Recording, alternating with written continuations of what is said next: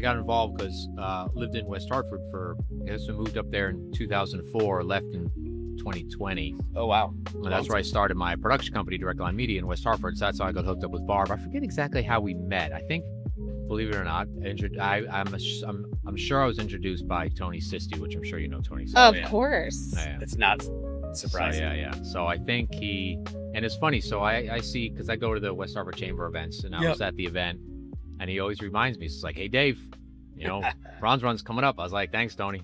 So, yeah. So Tony's the quintessential salesman. He's awesome. He will. He's always you. selling. Yeah. You can't tell him maybe. You tell him maybe, you might as well have told him yes. Yeah. No, you're right. I might be interested in that. I think I could work. You know, and then. Yeah. Oh, then he he's follows a up right hoot. away. So, yeah, I think he connected me with Barbara. And then I've done some other work for her. And when my wife passed, she was like, thank you, ovarian cancer in 2023. Jesus Christ. Oh, my gosh. So she was one of the first people I called. And I just cried on the phone to Barbara. Man. Yeah, it was hard. Is that what moved you out of West Hartford? Or No, we were already living in the Shoreline. Okay. Yeah, we moved in 2020, and then we moved. Our kids left. Youngest is now 25. Wow. So he moved out of the house after high school. So we're like, maybe another year later, we left and went back because we met in the Shoreline. So we rented a little cottage, which I'm still in, thinking like, well, we'll buy in a year, and then the housing market went nothing crazy, ever and stopped. Yeah. And then I was supposed to be like this wonderful time, but those 3 years, we moved the following month, right before Thanksgiving, she got in a car accident. She's a massage therapist, so broke a right wrist, like fractured it, like bone sticking out. Awful. So that was a year. And then maybe 6 months after that, or a year after that, she got diagnosed with ovarian cancer, and then battled that for a little bit. Yeah. She got diagnosed in October, passed in that following August. Yeah. Jesus. So it was quick. But sorry to hear that. Thank you. Yeah. So Barbara was, she was just listening. She's just such a kind soul. She sees it all. And she knows incredible. A lot. And she cares. And the difference is she doesn't, there's no facade of the caring with Barb. It's like she genuinely cares. Yeah, she does. She'll give you that attention. And it's not just like, oh, I'm going to reply to this text. No. And then engage in whatever else I'm doing. She stops everything and listens. Genuine. Yeah. It's very genuine. And what she does with this event every year is grown and grown and grown. And she's so gracious. I mean, I saw her, I guess it was raining and the tents weren't set up. And so there's a little bit of like, oh my God, what's going to happen? I'm like, it's going to be fine. And it is. It's great. I mean, the micro factors of everything the event. Yeah. Last year, I think it was last year or the year before, we, it was a cloudy-ish day, whatever. And it might have even been raining. And I was sitting at the table next to her son, Mike, and Barb's walking by and she's like, bidding up things that didn't get bidded. Yeah. And so Mike's like, shit, my mom's on one of these like tangents of like, raising monies, but she's bidding on stuff just to like, that hadn't been bidded on yet. Thank you. And so he's like, we got to start bidding on stuff. Otherwise my mom's going to get stuck with like a trunk full of crap that she doesn't need. Right. So, but that's Barb. She's like, oh, no one. And it's not for the foundation because she can just give it directly another way. But it's like for the people who make the donations, they want, hey, people bid on your stuff. So like going back to them again the next year, she just like wants to have that involved, of course. And so like Mike was like, we got to start bidding on the stuff. Otherwise my mom's going to be, I love it. Locking in too much crap that we don't need, like stuff that's just unnecessary. Yeah. She's always smiling, just always gracious. Yeah. Barbara's amazing. So she's great. The whole event. I mean, just starting it in her backyard, when we were running it, and it was like a party. It was just like, here's a cool idea. Let's see if we can have, couple hundred people over, and we were doing some gambling, and which was fun, and that was like the first and only year we were able to do it, I guess.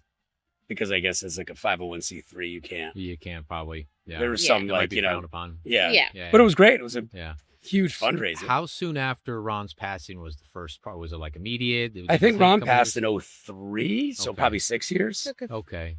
Give or take. Was it just, she ever envisioned that it would be a major fundraiser for this organization? I doubt it. I don't think that was just ever something kind of to do and run and have some fun with family and friends kind of thing. I think so. I don't know if I've ever directly asked her. I think she'd probably be as surprised as anybody that this is what it's turned into from amazing. what it was. Yeah. I think, knowing how many people she and Ron knew, I think that first year, was kind of expected, like, oh, it'll be great. We'll raise some money. We'll make some donations. It'll be a good reason to get together. Sure. But to see where it is now, I doubt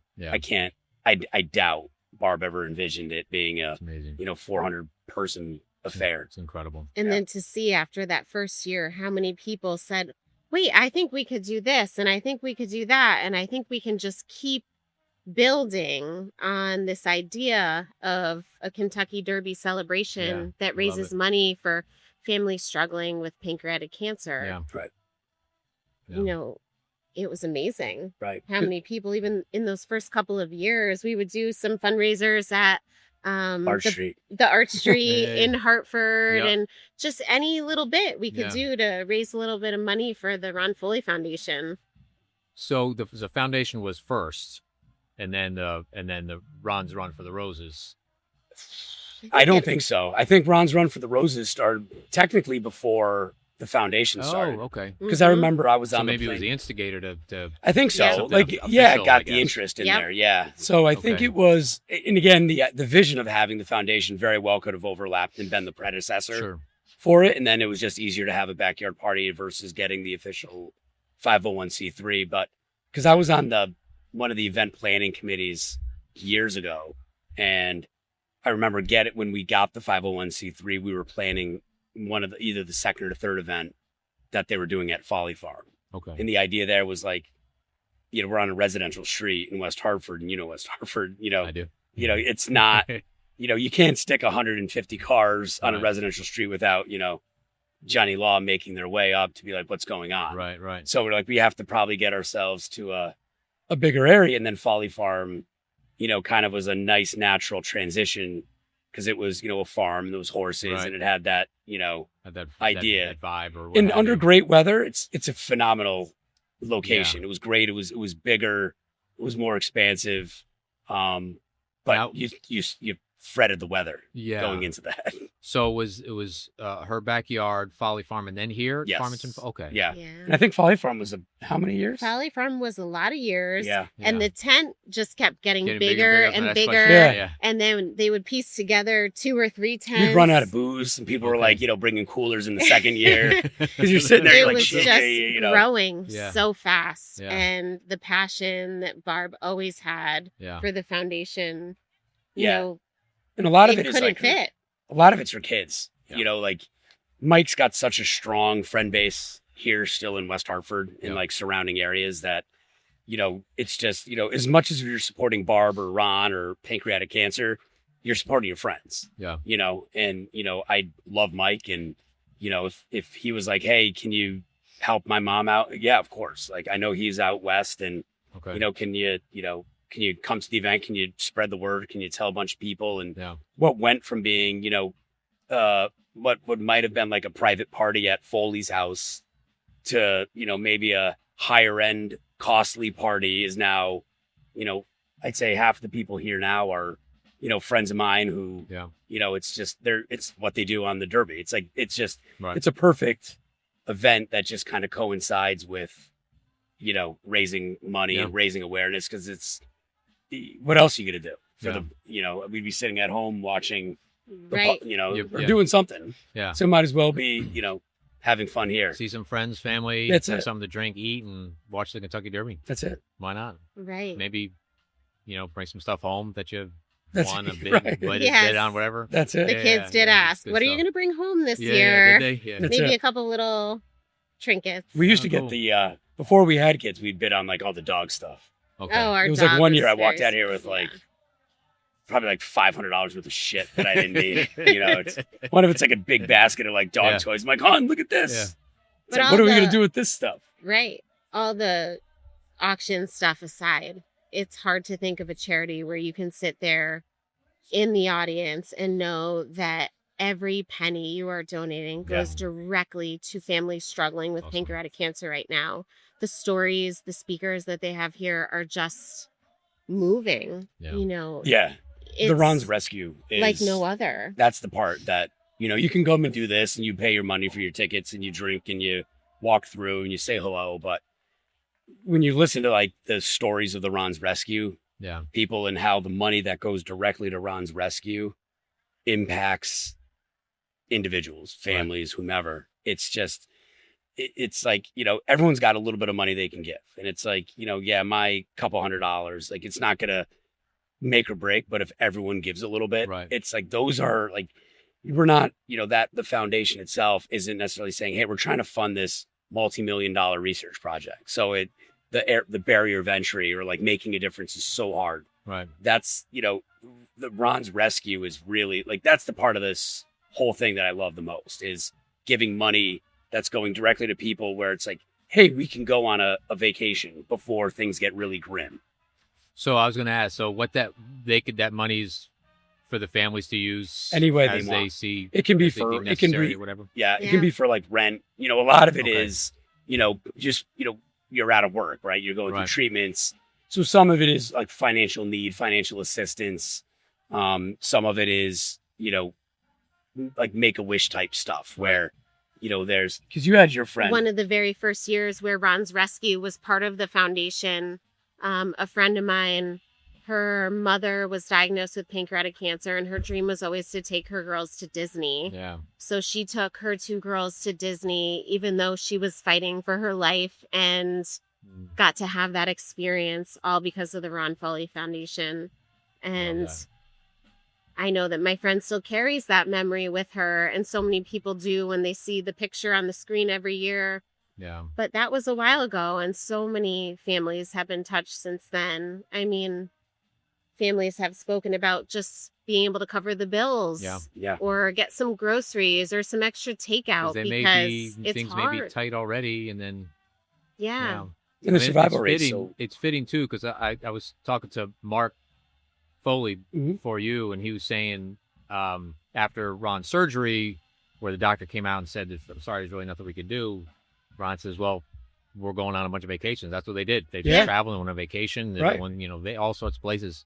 Yeah. Because it's very fitting that that money can be used. And for that's that kind of thing. the Ron's Rescue is the piece that, you know, it means the most. I'd say to me is part of that, because it's you're giving money to people that need it, and it's going directly to them. And you know, I see it as the treasurer. We write checks, we sign checks to, you know, this money is going to these people, and it's, you know, they need it. You know, whether it's to pay rent, pay mortgage, pay, you know, medical bills, or to just use it, you Spend know, time with your family. Yeah. Which is important. And, you know, obviously with the survival rates are so grim, right? You know, it just, you know, while you're healthy and able, you know, if there's any amount of money that allows you to kind of check a box or just make life easy for you. And again, it's, I think the person who's diagnosed, and I have no concept of this, like there's a level of acceptance they have, but I think like I look at it like if something were like that happening to me, it's like you want to do whatever you can for your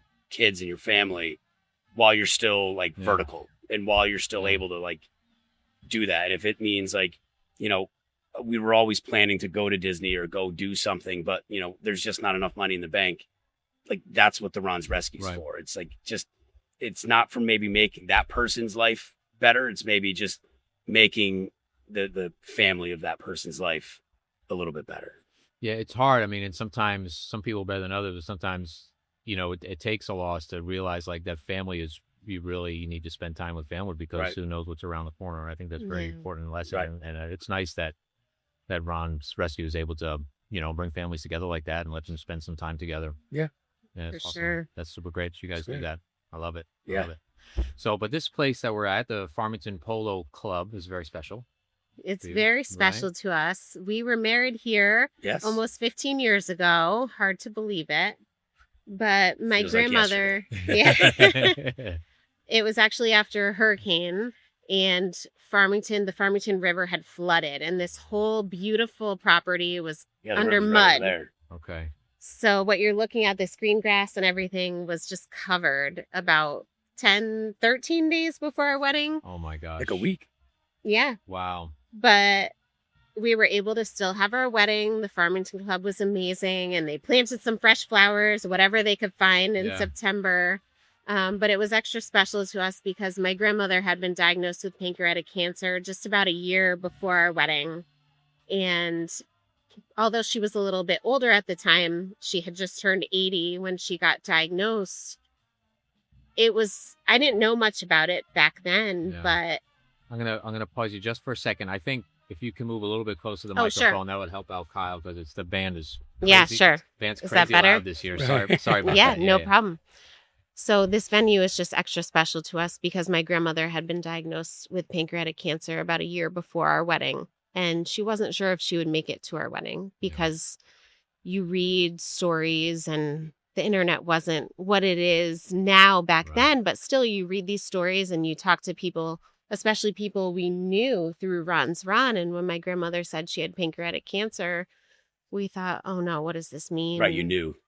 Yeah. What does this mean for the next few weeks, let alone few months, year plus? She hung in there for a while, too. But she was so strong and so brave, and she made it through my bridal shower. She lived in Texas, but she got delayed on the flight and missed the bridal shower. So we were like, oh, come on, somebody, we need a break. But she was able to come and celebrate with us, and she had such a great time at this venue. And Barbara was able to meet my grandmother. Right, Barbara was at the wedding. And even though it was almost 15 years ago, we knew how powerful the foundation would be because of Barbara and because of the people that surround her and love her and her cause and her passion. And she thanked my grandmother for being so strong and for being here and supporting the Ron Foley Foundation, little cards we had on the table. But it's just an incredible foundation and means so much to so many. I love it. Yeah, I think just Barbara is just a spirit doesn't die, and she's always gracious, and I'm happy that you had the time here with your grandmother. She was able to be here and celebrate with you guys. But I don't know. Sorry, but that's very distracting. I don't know if that means it's time to go inside or what's happening. It's time for you to drink some of that beer. That's not getting any colder. I can assure you that. I feel bad. You're sitting there. It's all good. It's all good. It's Kyle's nothing like a lukewarm beer. Yeah, Kyle's already, having fun. That's fine. But listen, thank you so much for stopping by. Brendan and Kristen. Caitlin. Darn it. But second that's time. okay. I'm sorry. Caitlin. Brendan. Sorry. Leave that in. That would be good. Yeah, no, 100%. Yeah, we'll leave that in. Yeah, why not? Anyway, thank you so much for coming by. You guys have a wonderful time. All the best Thank to you for sharing your story. That's, also again, it's at the end of the day, cancer blows, right? It's awful. And that's, it's awful. Regardless of what kind you get. And it gets lost when a line, hits your wagon to one. Yeah. But it doesn't matter. They all suck. And, they all suck. And it's awful. One shouldn't supersede the other. And, everything should be, looked at. And it's I thank you for letting us know about it. It sucks. You're welcome. And thank you for being here. And thank you for everything you guys do to support Ron Foley and Ron's Rescue. Thank you. I think that's awesome. Thank All you. right. Enjoy the rest of the day. Yeah. Go bring some stuff home. That's right. Yeah. Go win some shit. There you go. Win some shit. I like it. That's it. Win some shit. If you need any foods, we'll send the people down for you. Appreciate that. Yeah. Thank you so much. All right. And all right. We'll see you we'll guys. keep listening to the Yeah, Feeny well, podcast too. Is that south of LA? It's in between LA and San Diego. Oh, okay. Yeah, on the beach. Okay. Yeah. That's nice. So Yeah. you're on the beach? Yeah. Beautiful. I mean, we're close. Yeah. How, when did you move out there? 2004. Oh, okay. Yeah. For work or just Work. time to, for a work thing? Yeah, I was living in Boston. Okay. My daughter was one. And my wife's from Buffalo. And I was like, hey, I got promoted. And she's like, where? And I said, Orange County. And she's like, where's that? It's like, I don't know. So we looked at a map of California, and then there's Laguna Beach. And I had been there. My girlfriend was from there in college. And it's incredible. Yeah. And if you like the outdoors, there's a lot of mountain biking, surfing, everything involved the ocean, but 70% of Laguna is dedicated open space. Mountain biking. Beautiful. Yeah, it's really cool. That's awesome. Yeah. That's so beautiful. Yeah. So are you going to stay out there? Like, is that you're digging California? I mean, or do you miss the East Coast? I miss the East Coast. I don't miss this. What the weather. this horrific weather Yeah. we've been having, cold and wet and gross. Yeah, I miss my family. That's one, I bet. like the Yeah, I extended bet. family. My brother's here, my sister's here, Yeah. Barbara's here. How many brothers and sisters you have? I have, so Mike's my little brother, Kate's my little sister, and I have another older brother, Brent. He Okay. lives in Tennessee. Okay. But yeah, I mean, but it's like my job's out there. I work market hours, so I'm done with my job at 2:00. Okay. But you're up early. No, I'm not. I mean, Okay. I'm up early to do yoga and work out, Right, but like right. people don't get to work till 8, but they leave at 1.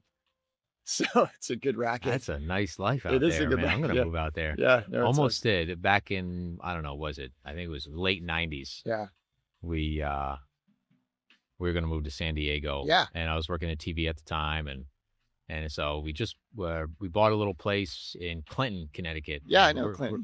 we're there and we're hanging out, and I was like, we kind of wanted to change, and kids were young. I think we only had 2 at the time. We have 3 now, and I started reaching out, sending out resumes, and there was a lot of interest, but they're like, "You don't live here." I was like, "I Yeah. know, we're moving. I want to." Yeah. He's like, "No, we can't take that chance," and I'm like, That's so we what sort of like, happens.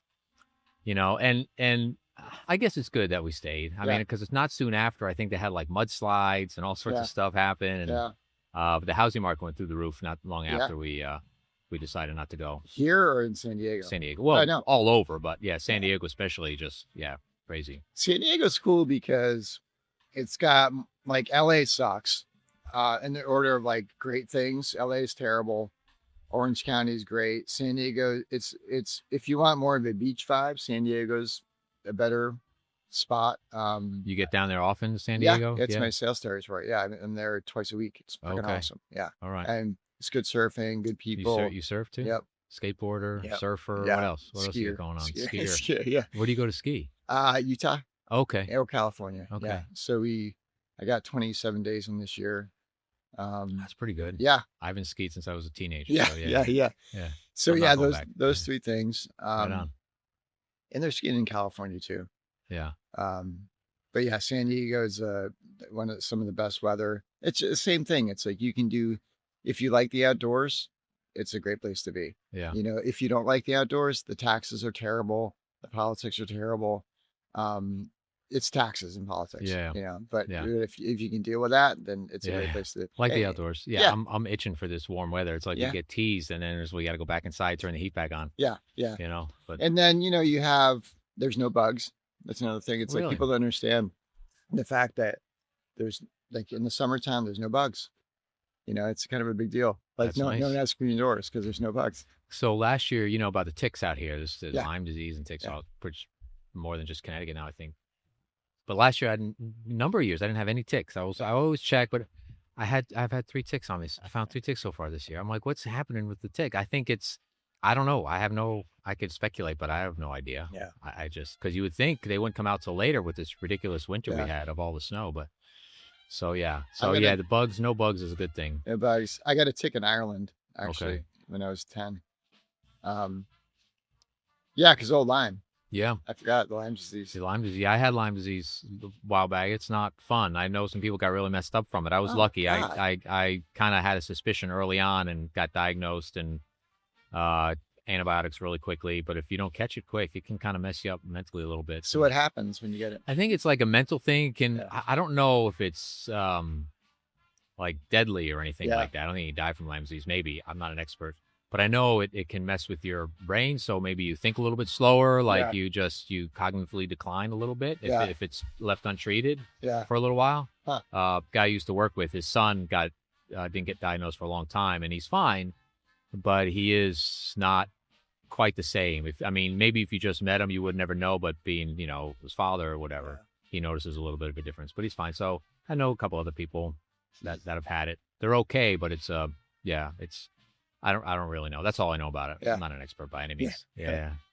But Cool. tell me a little bit about your dad, Ron. That's why we're all here today, Yeah. hanging out. So Well, I think a good way to describe him is there's a couple, he's multi-dimensional, so he always had this incredible work ethic. Like, ever since I remembered he, parents got divorced when I was young. He's married to my mom, met her in college. And then, I'm sorry to interrupt. I'm gonna pause you. Can you move a little bit closer Yeah, to the yeah, microphone? I'm just worried about the band back there. no Yeah, problem. Is that appreciate, good? appreciate that. Okay. Yeah, you just might want to check the Yeah. framing on that camera too. By chance. But when he was working at Travelers, and I'm pretty sure he was working at the gas station at night. So he had a full-time job during the day, a part-time job at night, and he loved pumping gas, you know. And then on the weekends, he was always working in the yard, you know, planting flowers, building stuff. And he would leave the house super early in the morning, get home late at night. We would take vacations in Lake Winnipesaukee, and he would drive from Lake Winnipesaukee back to Hartford. Okay. You commute on the same day because you couldn't miss how work. long is that drive? It's got to be 3.5 hours each way, at least. And we do that every day. Yeah. While we're on vacation. Wow. And you know, he took a little bit of time off, but he took 1 week off of vacation, worked super hard, and then that's why he retired young. But he'd been working ever since he was a kid. Yeah. So that's one facet of my dad. And I think like maybe I got that work ethic. My little brother was diagnosed with failure to thrive because he didn't work that hard at first, but now he's got that same work ethic. Good. And Kate did as well. So we all kind of got that. So that's one aspect. But the other aspect is he was like a big kid, you know, he's always playing squirt guns. That's what I've heard. Yeah. Yeah. He, my brother's best friend, Chris Marchand, he would do these sea bass because he bought a boat when he retired, and we'd go fishing. And in the boat, there was a bait well, and it was filled with sea bass because you're trying to catch other fish. And he would put Mike's best friend, Chris Marchand's head in the bait well and give him a sea bass swirly and stuff like that. He was always the guy like throwing the football. But you know, he only did that when he retired. He just worked his ass off for so long, so that when he retired, he would, and on the weekends he would kind of let loose a little bit. So that was all by design. I mean, he enjoyed work. I mean, you would have to work that much, but it's also like he wanted to get out early and enjoy the rest of his life. Yeah. I mean, never get out early, but I mean, he would get out early. Get out early as far as working. Retire early. He retired when I'm 56. I think he retired at 55. I can't imagine. I can't imagine retiring. I mean, I'm thinking like maybe it was like 60. No, man. 62. He was young, and he was done. And we bought this place in Stonington, Connecticut. Or my dad did. Yeah. And he got into boating, and so and then he was a lot of fun. He had big family reunions. He loved family. Yeah. He was just a all around like just a fun guy to have around when he wasn't working. When he was working, it was serious shit, you know, but when he wasn't working, he let go a little bit. That's good. Yeah. So he didn't bring work home with him. If he was relaxing, you'd be 100% in. Matter of fact, I'd be like, I can't believe this guy runs Travelers, you know, because he didn't act like it when he had his time off. And, you know, I kind of the same way, like people are surprised that I have a job, you know, when I'm off for work. I love it. Yeah. Work hard, play hard. Right? Yeah. That's good. That's a good definition. That's a good attitude. So, how long was he retired before he was stricken? I guess if that's the right word. I think 2 years after he retired, he had like some type of neck cancer or throat cancer or something, but it was superficial.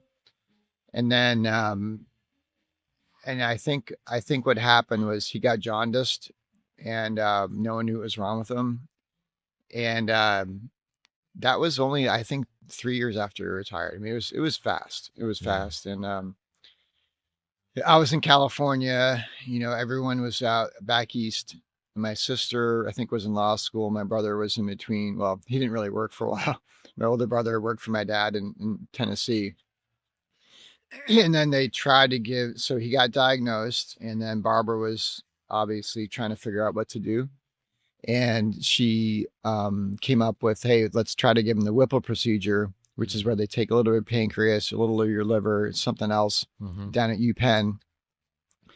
And then so we were staying at my uncle Jack and Kate's house, and all of us were down there. And the doctor said, if we spend that was his last hope. You know, if you get this Whipple procedure, you can cure, or at least keep it at bay.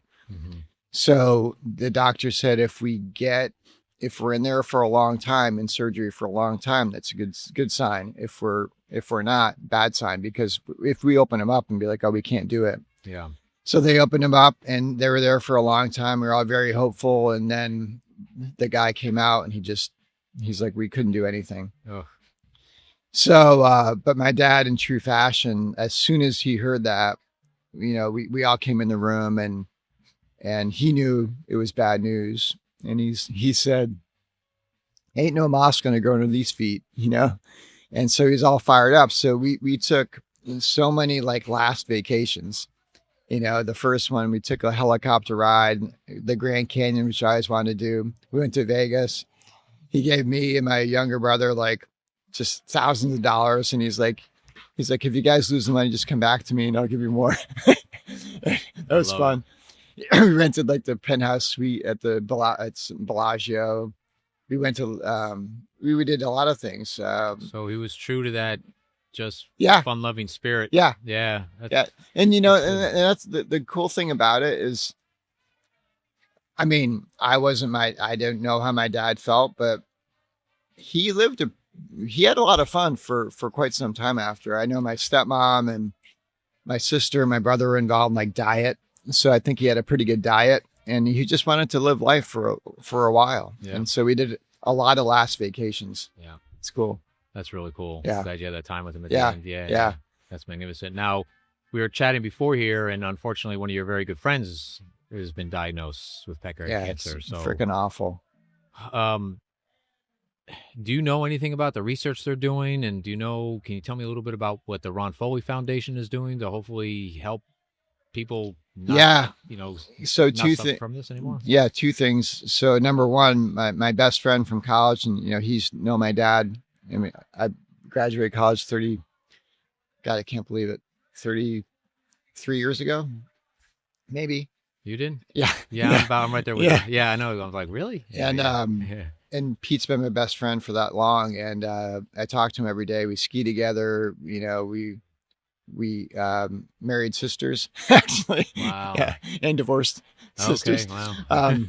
But so he's known my dad, and you know, he's been on the boat, and wow. And so I was just skiing with Pete, and then this is 85 days ago, and I was in the hospital for my broken jaw, and he was in the hospital because his stomach was hurting, and yeah, he was just diagnosed. It's been 86 days since I broke my jaw, and he's now in hospice. I'm so sorry. And yeah, me too. And you know, I get emotional about it a lot of times, but the problem is you can't die. Like, there's no early signs. You know, he couldn't tell. I mean, he said he had no idea anything was wrong with him. We were skiing. I mean, again, 85 days ago, he was the one saying, hey, let's take another run. I was like, dude, I can't do it. Like, and I'm fine. You know? Yeah. So that's how quickly it hits. And I think one of the main things that we try to do here is try to fund research, because no one wants to deal with it because it's such a fatal disease and the survival rates are terrible. Yeah. So I think it's one of the worst survival rates, I guess. Yeah, is most invasive. I mean, Yeah. I'm witnessing it firsthand. I mean, like, again, I see my buddy 85 days ago, he was fine. And every single day it's infections, and it's 3 months. Yeah. And it's invasive and it's pervasive, and it's awful. And there's no, I mean, part of it I think is try to figure out like early detection. Yeah. If they can do it, because I think it's just too late. But that's the thing, right? You really, there's no symptoms. Yeah, You don't there's no know. And then symptoms. by the time you know, it's usually too late. Yeah, because skin cancer, I mean, I'm 100% Irish. I go to the doctor every 3 months, Yeah. and she can look at my skin and, okay, well, we'll get rid of this, rid of that. Red And she's hair. like- Red Yeah, hair wasn't yeah. a giveaway at all. And she's like, as long as you keep on coming to the dermatologist, you're never going to die of cancer. Yeah. But you don't have that same luxury with pancreatic cancer. Is there any like tests you can have, like I'm blood not tests or other? I think they're working on something. You know, it's funny. Barbara mentioned this particular drug that there's a company that has I don't think it's for early testing, but I think it's more of there's no antidote for it, but we're working on some type of cure but it's brand new. I just don't know the name of it off the top of my head Yeah. because it just happened. It happened like 2 weeks ago. But yeah, so I think what they're trying to do here is trying to figure out ways that they can finance doctors to do a lot of research, because it all comes down to research. I think AI is going to be pretty interesting to figure out how to do that. I know the CRISPR technologies are working with sequencing different RNA and mRNA sequences. The other part is too, like, fortunately, my friend has a job and he's been able to save money, but cancer will bankrupt you. And I mean, he's spending so much money, so much time to get his treatment, but most people aren't that fortunate. Yeah. And so another thing of what I donate to every single year is Ron's Rescue, which it gives people. I mean, some people are a paycheck away from being homeless. Yeah. And when you get cancer, it's even worse. And so part of the foundation too is to give people the opportunity to apply for these grants so that they can at least, and for their loved ones, not worry about where their next paycheck is coming from. That's good. Yeah. That's really good. Listen, I want to thank you for spending some time with me Sure. and talking about your dad and some skiing in San Diego. Yeah. And I wish you the very best. I'm very sorry for your father as well as your friend Pete. Yeah.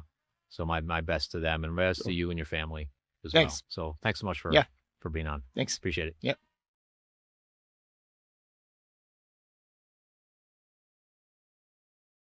So this is the first time we spoke, though, besides back in 2020. Yeah.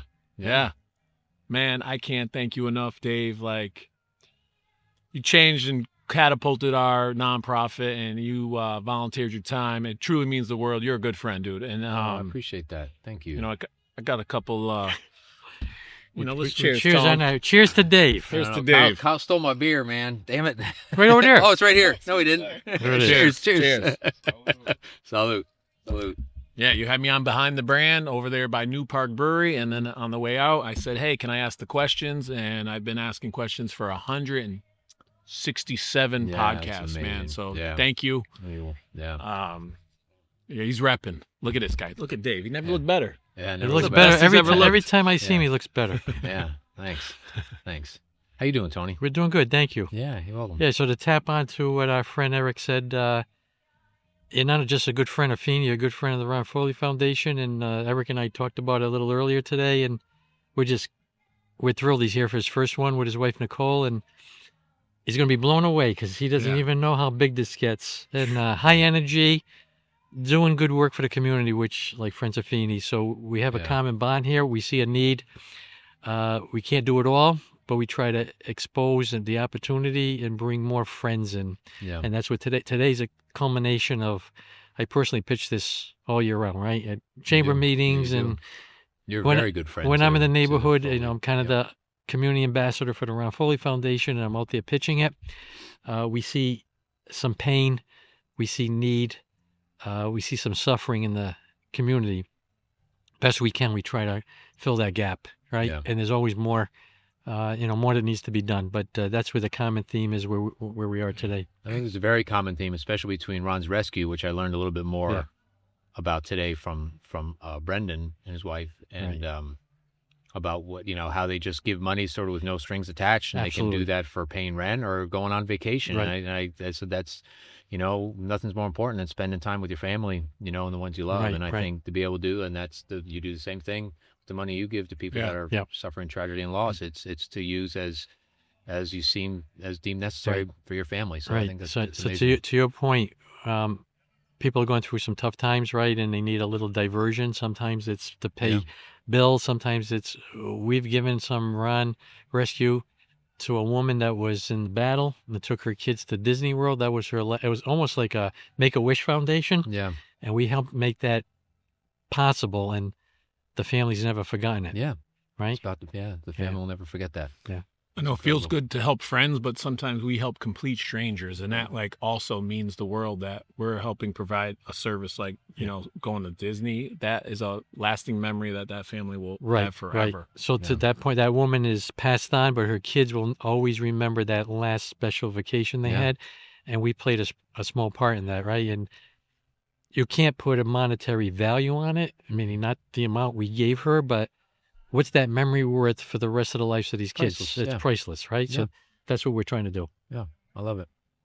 And just the way this event has grown throughout the years, and Barbara herself is just an amazing individual. She's just kind and, is there for her when you need to talk. Right. I mean, I, spoke with her a few years ago when I needed to, and just an amazing person. So, and you guys are here. I mean, Feeney came. That was the real part. Feeney's Like, here. come on, here we go. So that brings up a great point. You know what? We're both nonprofits in the same space, right? We're not competitors. We're out doing Right. good. And Yep. candidly, the best news for me would be Yep. someone who's battling this disease that benefits from what we can do and what Friends of Feeney can do. So Yeah. that's the bottom line. At some point, you'll get help from one of us. Right. Yeah. If not both. Yeah, hopefully never. Right. But, We hope you don't need us, but if you need us, we're Yeah. here. And that's why we push hard. Yeah, Some days I know people think we push maybe a little too you hard, got to push. but you got to have a plan. You got to have a reason to do it, and people Yeah. get on board. I candidly, like Eric, today's the first time some of these people have been here. They're already pretty. I'll let you decide because you're the first time here. I think they're pretty blown away what they've seen so Oh. far. So go ahead. What have you seen so far? Wow, I'm connected with a friend, Ben, from the National Guard. I haven't seen in years. I've seen. What did Ben have to say? Ben was like, Feeney, I'm so proud of what you're doing now because you were such a knucklehead in the Army National Guard. And then Ronnie Newton and Ted and Ryan Young is about to give a speech. Right. And Nick, his partner, they're just friends everywhere. It's just B. Moore. I call him B. Moore, Brendan Moore. Amazing human being, good person. He's on the staff. And He's on the board. On the board, excuse me. Now it's great. And Tony is who I want to be when I grow up. He's a true mentor and just, he cares. So Yes, he does. Volunteer of the Year from the Chamber a couple years ago. I want to give you that shout Thank out. you. He's at a lot of different events and, he puts other people first. So good job, Thank you. Absolutely. Tony. I want to make sure that gets out there, and Dave for this. And we hear Joe Yeah. Fury Fury. Yeah. yelling on the mic about the weather. Yeah. A shout out to Dave. Dave and I go to a lot of chamber meetings together, and a few months back, I said, Dave, I want to run something by you. You've done podcasts for us before. Is that something you might be interested in? He goes, absolutely. Yeah. Let me know. And Yeah. then I talked to Barbara, and Yeah. here we are. This is the third year I'm doing this. Yep. And I love coming up here. I meet somebody new every year and just learning a little bit more and just getting the word out that when you're suffering and you feel there's no place to turn, you got a couple of good organizations to turn to help Yep. you out a little bit. Yep. And get some things done that need to be done. So yeah, kudos to Ron Foley and to Feeney. Thanks so much for everything you guys do. Thank you for the support, man. Appreciate it. You bet. Thank you, Dave. And thank you, Direct Line Media, for everything. Truly means the world. Shout out to this guy over here, too, behind the scenes. I see Kyle's back. Kyle's back. Kyle behind the scenes. Yeah. We couldn't do it. It takes a village, Yeah. and all the pieces have to come together. Yeah. Eric and I kind of the front men. We're out there pitching what we're doing, but we got an army behind us, Yeah. and without that, it's Yeah. not happening. Yeah. And go back and watch episode 123. We eat hot wings with Avi Rappaport Smith, Chris Conway, in collaboration with Ron Foley. Barbara gets on the mic, and we raise right. money for Ron Foley. And they're going to do it again this year. And then Barb will be coming on the podcast. Feeney Talks to Friends, coming soon. Truly means the world. You guys are great. And then, you don't have to move the whole mountain, people. Just move it rock by rock. So I love little that. by little, Piece help by a little piece. bit. Love that. Yep. Absolutely. Yep. Make a difference. Yep. Yeah, if everybody just stepped up to do a little, Yeah. be amazing. Yeah. Anything you can do. Right? So whether people, obviously money counts, but it's not just donations, it's time, talent, right? So treasure's one of the T's. You got to take your time. You got to give your time. And everybody has different skill sets, right? And none of us could be successful with all the pieces we have together. So I think I'm speaking for Eric. We want to encourage everybody outside of their busy schedules, make some time for a nonprofit. And if it's not ours, we get it. But pick a nonprofit that's important to them. And I tell people, go deep. Get on the board, get on a committee, do some fundraising, make a difference. If everybody moves the rock, as Eric said, we're going to move the mountain. Mm-hmm. One brick at a time. Mm-hmm. I like that. It's true. Just anything you can do. Deeper you can go, the better. But just do a little bit. Move that. Start with a pebble. Work up to a rock, to a boulder. Yep. That's it. I'm gonna let you guys go. All right, thank you, man. Joe's over there yelling. Joe's making a lot of noise. screaming. He wants us up there. So you gotta go. You gotta get out of here. All right. Yeah. Thanks, Thanks again Dave. for everything Thank do. you. Yeah, you're welcome. Thank you, Enjoy. guys. Thank you. We'll see you Kyle, guys. great to see you. Dave, my guy. Thank you. Yeah.